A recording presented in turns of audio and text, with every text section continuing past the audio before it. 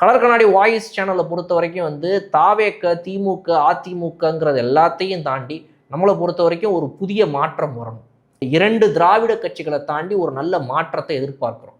அது சீமானவர்களாக இருந்தாலும் சரி, நாம் தமிழர் கட்சி வெற்றி பெற்ற சந்தோஷம் நமக்கு. தாவேக்க இது போன்ற மாற்று கட்சிகள் யாரு தனிப்பட்டு வந்து இந்த 2 மாபெரும் சக்திகளை எதிர்த்து வெளியே வந்தாலும் நமக்கு சந்தோஷம் தான். இதே கலர் கண்ணாடி வாய்ஸோடைய முதல் சேனல் கலர் கண்ணாடி கிரிக்கெட் வந்துட்டு இதுக்கு முன்னாடி கலர் கண்ணாடி கிரிக்கெட் ஆகாமல் வெறும் கலர் கண்ணாடியாக இருக்கிற டைம்லேயே நம்ம வந்து வீடியோஸ்லாம் போட்டிருக்கிறோம்.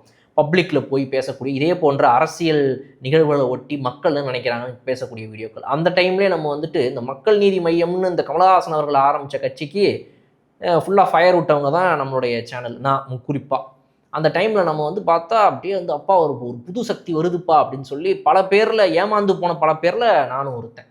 அந்த மாதிரி விஜய் அவர்கள்ட்ட ஏமாந்து போக மாட்டோங்கிற நம்பிக்கையும் எனக்கு இருக்குது. நிறைய காரணங்கள் இருக்குது எதனால் தன்னுடைய கட்சியை போய் திமுக கிட்ட மக்கள் நீதி மையத்துடைய தலைவர் கமலஹாசன் அவர்கள் வந்துட்டு சரண்டர் பண்ணார்.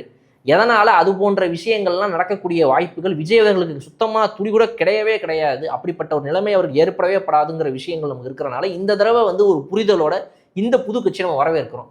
அதே தான் வந்துட்டு நாம் தமிழர் கட்சி சீமானவர்கள்